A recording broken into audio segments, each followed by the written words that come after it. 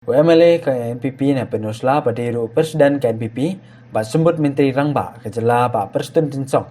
Ne kasngi ulang ba unbishar banyak banla pe kadau kumno ke VPP ke yo bantam ya ke NPP hakajing yo vote hakane ke election MP. Hakane ke konstituensi ke VPP ke yo hadu khanyo hajar khandai spa san pasau vote kan ba ke NPP pat ke yo nyo hajar lai spa nyo pesan vote.พี่lada rem ru kadau ke sedon ni, lada job ru kadau kan don.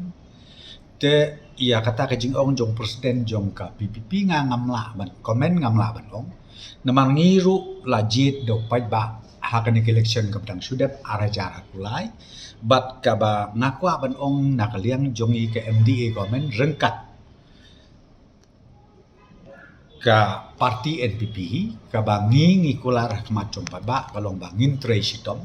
ngin syakri hok ya ki ba jong ke jela kenang bangin yo i ya ke jingkela bat bangin yo iru ya ke jingbit jingbiang ke jela ke jungi hakin ki south dem ki badang sa hapo ke jilam jo ka parti NPP hakaba ka sorkar ni aiketeng ka MDA government. Tapi hakabidai batka penusla konstitusi ngala om pi benda ngata mengasu generalize ni hap ban accept na respect ya ka bandit jong ki ba hapo penusla konstitusi ru hakaba kila penlong MLA yang legit yang mentah kade katem ngabasan bat sitem ngalong MDC ru te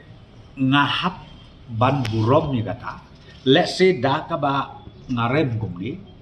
ngan nang la susu ban examine ban le research ban review ya ladi hangno ngaduna hangno ngatam hangno banga dot kamban kampen bahanga susu ya keji syakri palpa jonga ke na kata kadau komo pi nang ni ngan nang pe susu ngin ya syong ka meeting larpi ong ha state level lane heki constituency level lu ngin ya persyamban ya